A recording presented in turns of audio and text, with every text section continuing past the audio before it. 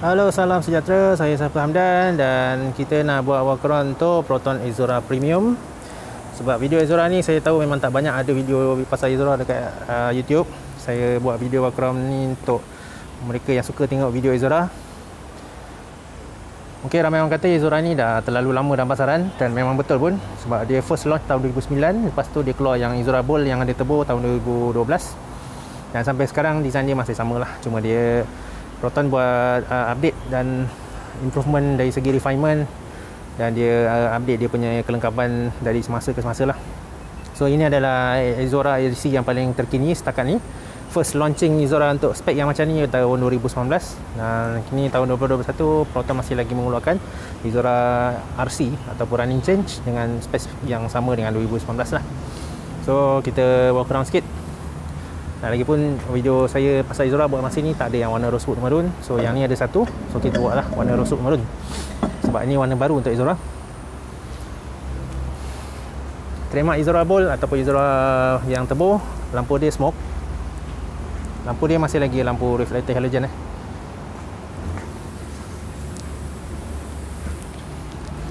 Dia punya fog lamp dah ganti dengan daytime running light. So yang ni LED, so bila on kereta lampu ni akan menyala lah. Dan dia akan padam bila kita on lampu utama. Exora masih guna logo lama sebab ini model zaman Proton masih guna logo diamond. So dia tak nak banyak ubah sangat dekat kereta ni. Mungkin dia akan ada next model, saya tak pasti. Dia ada announcement daripada Proton secara rasmi, jadi saya tak boleh nak cakap lah bila Proton Exora replacement akan keluar. Ramai yang tanya saya, model Exora ni tak ada keluar baru ke? Kawan-kawan saya pun tanya, sebab dia orang family ni biasa dia nak cek kereta MPV. Adik saya dah beli expander, so tak boleh nak promote Exora kat dia. At least kakak saya pakai Exora, abang saya pernah pakai Exora.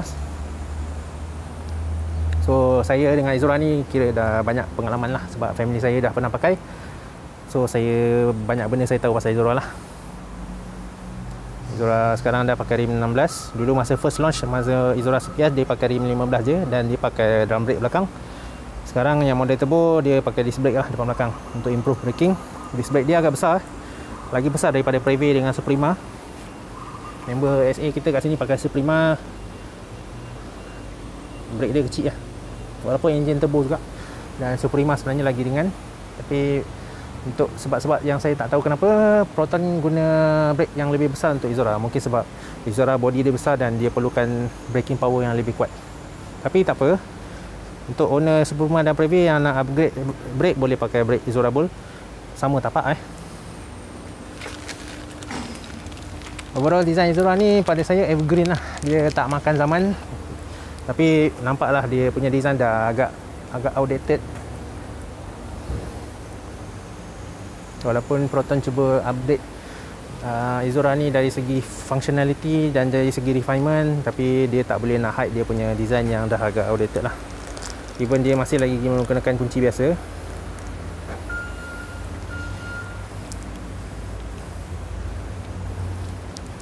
Tapi Exora ni untuk mereka yang perlukan kereta besar dan dalam bajet yang terhad, kereta ni masih lagi berbaloi untuk belilah.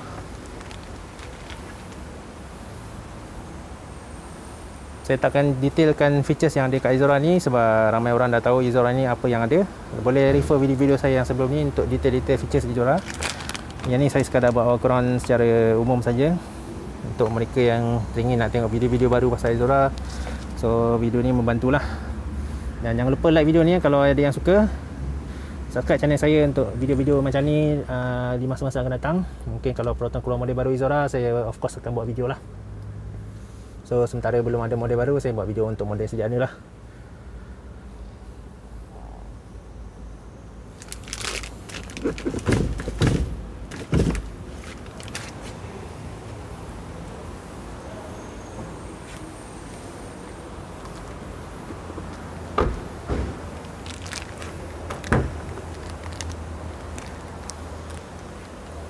Kelebihan Exora ni memang sebab saiz dia besar, lapang dan luas, selesa jalan jauh.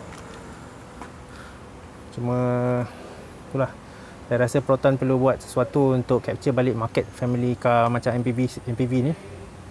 Untuk pasaran Asia Tenggara, saya rasa pasaran MPV masih lagi relevan walaupun secara globalnya orang suka beli SUV. Tapi ada certain ciri yang hanya MPV saja boleh penuhi lah. Walaupun ada SUV 7 tempat duduk, tapi setakat ni yang SUV 7 tempat duduk yang paling murah kat Malaysia adalah Perodok Arus. Tapi Perodok Arus pun ada shortcoming dia sendirilah. Mungkin owner Perodok Arus yang tengok video saya ni boleh kongsikan apa yang diorang suka atau tak suka dengan Perodok Arus.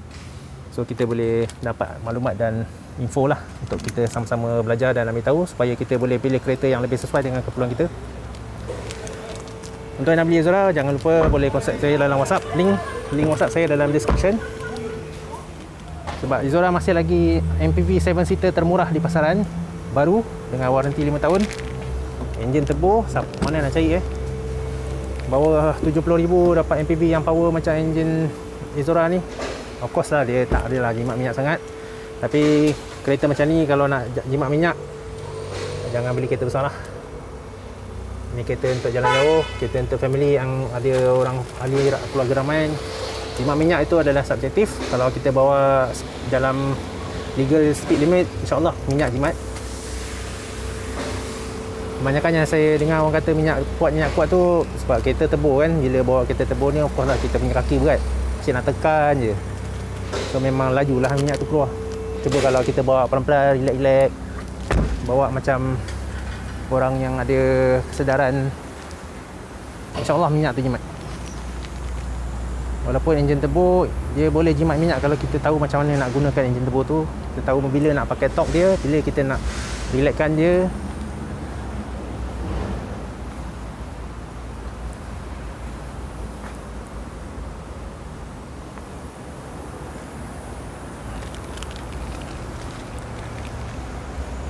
Saya rasa kalau Proton ambil keputusan untuk buat second gen Izora menggunakan platform yang sama dengan Izora sekarang ni pun tak ada masalah sebenarnya.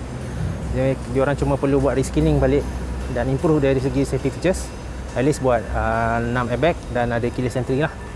Dan saya rasa kalau dia orang consider redesign center console ni supaya lapang, boleh buat orang berlari tengah ni pun okey kak. Dan of course seatbelt kena 3 point untuk improve safety. Dan sebab saya rasa kalau seatbelt tu 3 point dia nampak kemas sikit, dan kena ada isofix lah. Hopefully next model Izora Proton akan pasang kat Tanjung Malim, sebab saya rasa kereta Proton yang pasang kat Tanjung Malim overall build quality dia lebih kemas dan lebih konsisten. Ni kereta ni pasang kat Shah Alam sebab kat Shah Alam kilang lama, so dia lebih human intensive, lebih labor intensif dari segi assembly berbanding kilang Tanjung Malim yang lebih banyak automation.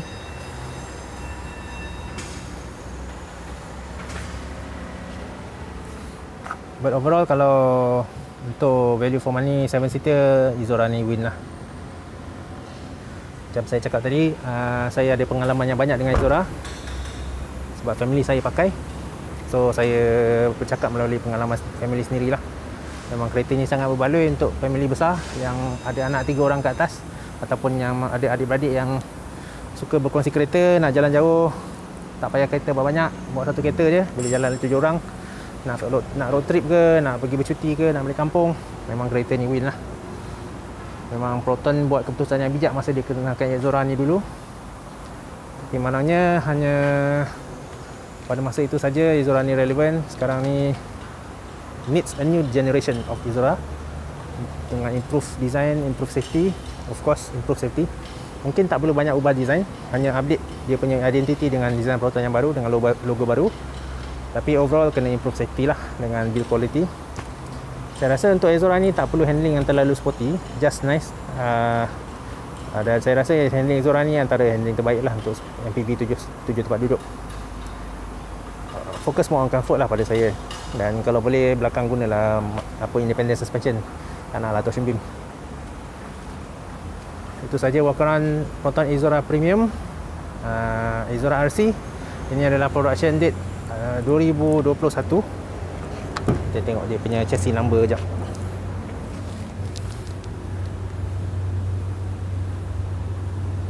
Okay, ini adalah 2021 punya production.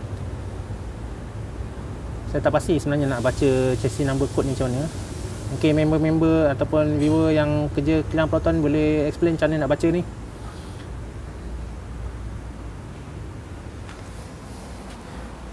Tapi itu adalah nombor IC untuk kereta lah. Setiap kereta akan ada chassis number sendiri. Walaupun dua kereta yang sama warna dan spek, nombor chassis dia akan berbeza. Ok, itu saja walk around untuk Proton Izura. Kalau suka video ni, jangan lupa like, share, subscribe channel saya untuk video-video walk around seperti ini, dan juga perkongsian secara teknikal atau detail tentang Proton khususnya. Nak beli Proton, boleh terus kontak saya dalam WhatsApp link dalam description. Baca description. Follow saya di Instagram dan Facebook. Sehingga ke video akan datang. Sekian, terima kasih.